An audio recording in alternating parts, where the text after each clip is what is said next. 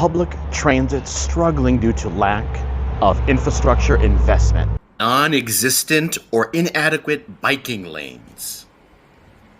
City walking taking a back seat to our unhealthy obsession with the car. A little awkward. The fact of the matter, even a city like my city, Chicago, is not perfect.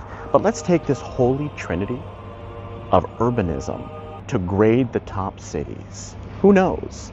Maybe even a US city will garner the coveted S tier status developed by the Japanese. I have to give credit where credit is due.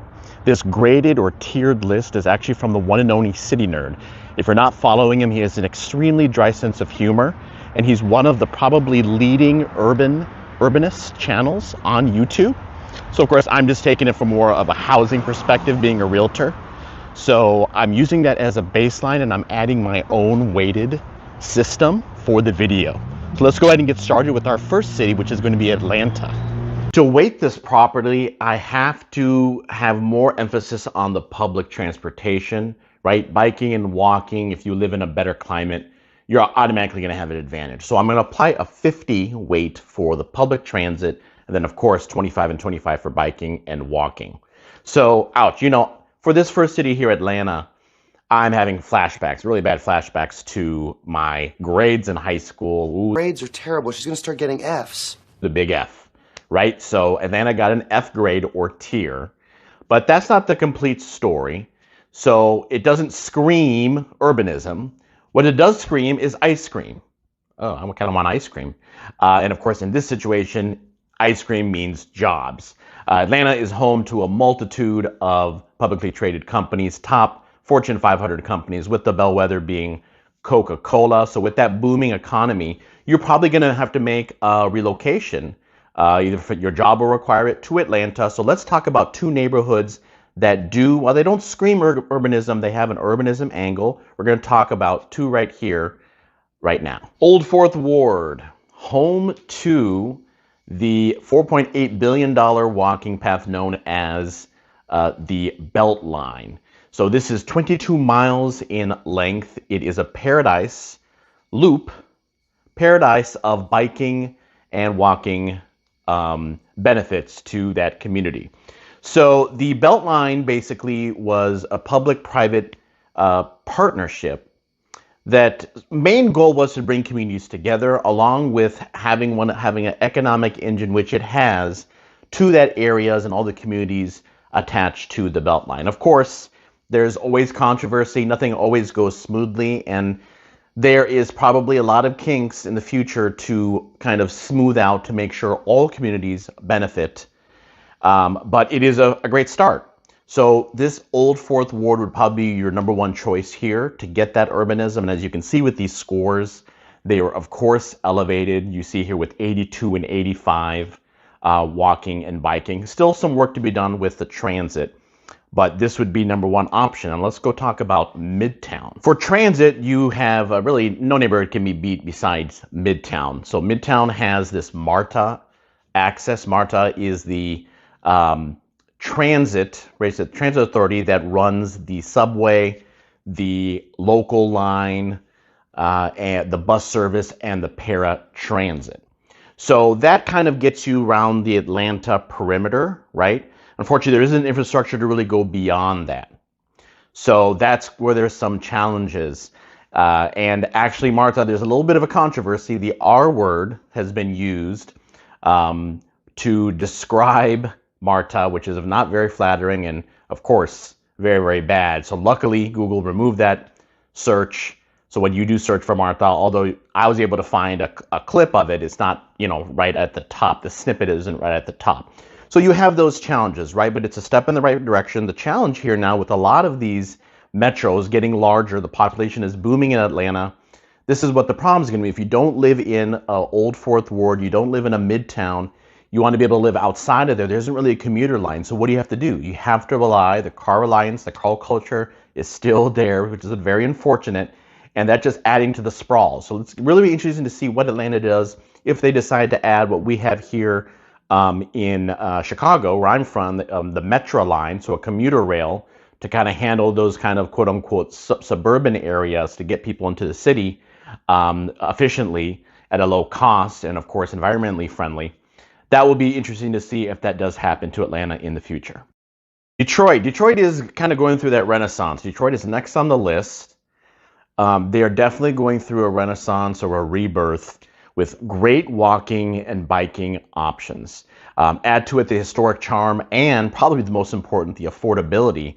Actually, I did a large city urban affordability video, and I'm going to pin that at the end, right? So go all the way to the end. You got to watch all the way to the end and watch that, because really Detroit is one of those underrated urban cities. So you see here, of course, however, it is still at this point getting that F tier grade.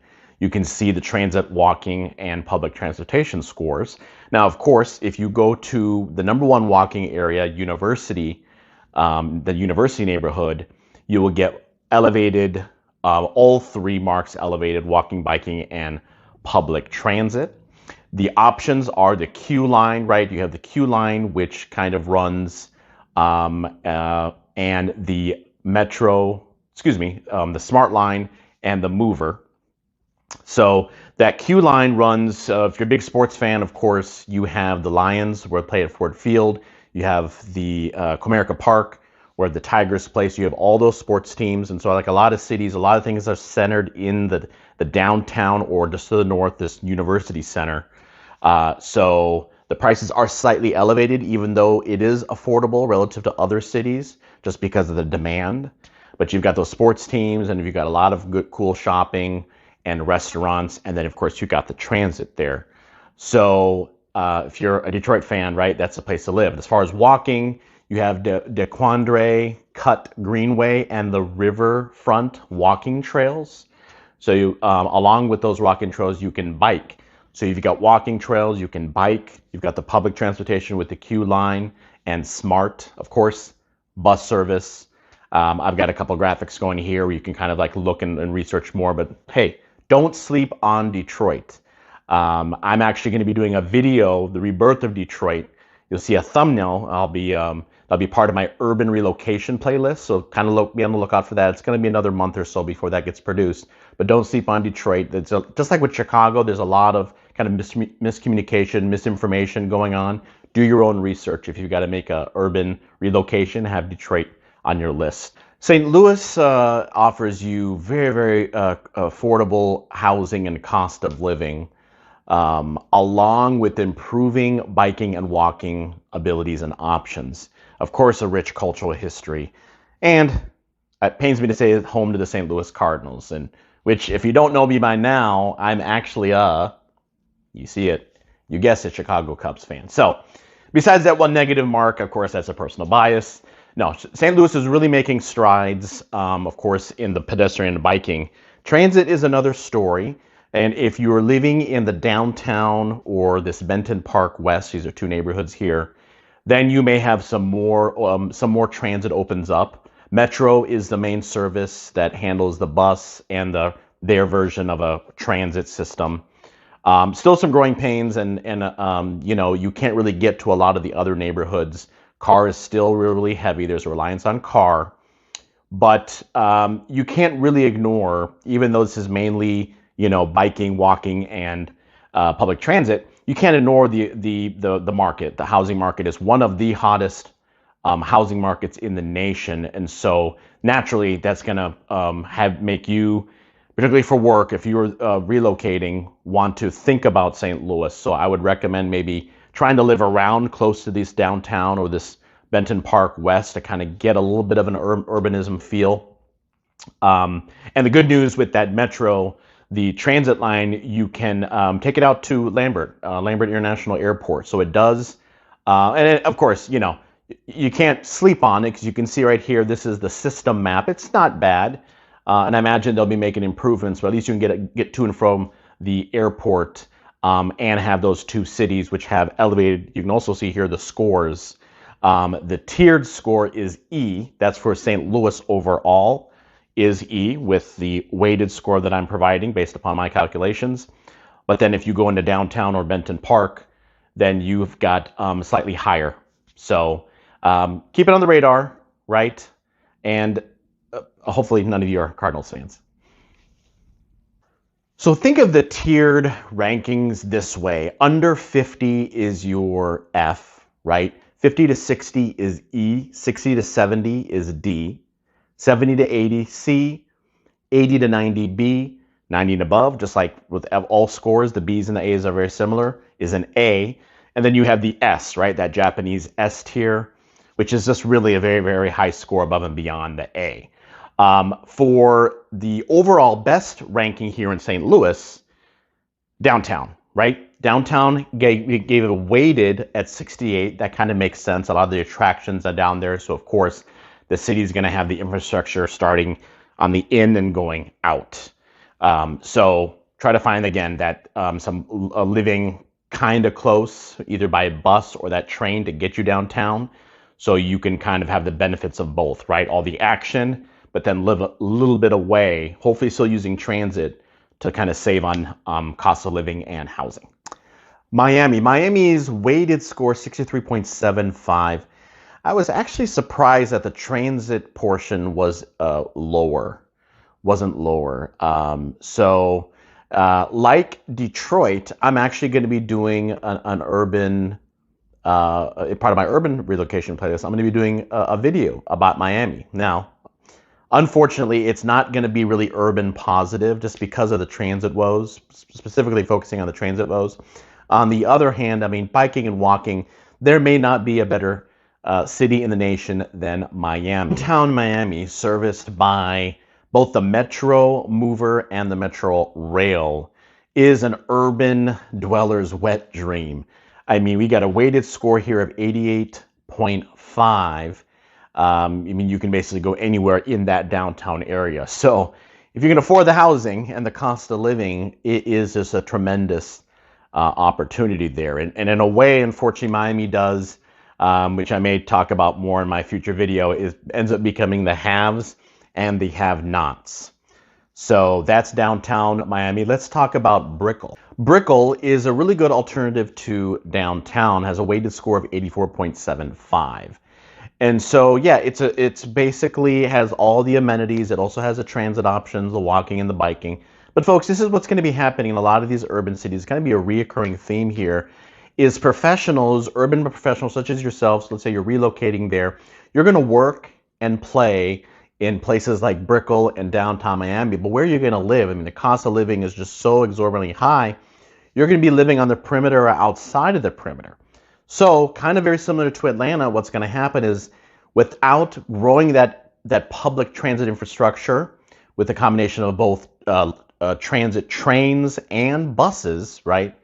There's going to be the reliance on the car, and there's going to be parking garages, and there's going to be gridlock, and there's going to be pollution, right? So it's just going to be very, very frustrating, and that's going to continue to grow. So there's kind of going to be that balancing act. Let's see. I'm very curious what city planners are going to do in the future. They're going to keep relying on that car, or they're going to finally grow out that infrastructure, the transit infrastructure, to support professionals, because affordability, that's going to be an issue for quite some time, really, from a real estate perspective, putting on my realtor hat. If I've been serving that almighty YouTube algorithm god properly, Algorithms!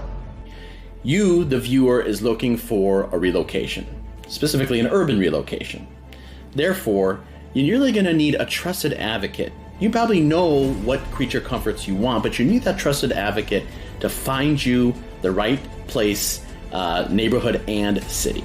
So, what I have here is the Agent Referral Questionnaire. It's very simple. Answer a couple of quick questions, and let's schedule a time and date convenient for you to have a very quick discussion to kind of see where your wants and needs are.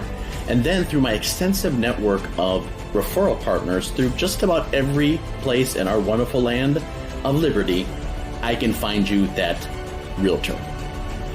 It all starts, however, with that conversation. So I'm going to have it also linked below on the video that you're watching, and I can't wait to help you find a great agent so you can have a perfect urban relocation. So if you can handle the extreme winters, Minneapolis is a really great underrated option. Coming in here at the D tier, this city is a lot more than just a bunch of lakes. First neighborhood of Minneapolis is North Loop. Very, very attractive biking and walking options. And you would think, wait a second, with those extreme winters that I just mentioned, how can you walk? Well, there is a very extensive skyway system in the downtown Minneapolis area where you can basically get around everywhere in that particular area and, of course, avoid being outside in the extreme cold. Along with biking, walking, and then, of course, light rail. The weighted score here is 84.75, which is definitely better. And the light rail is the Metro, right?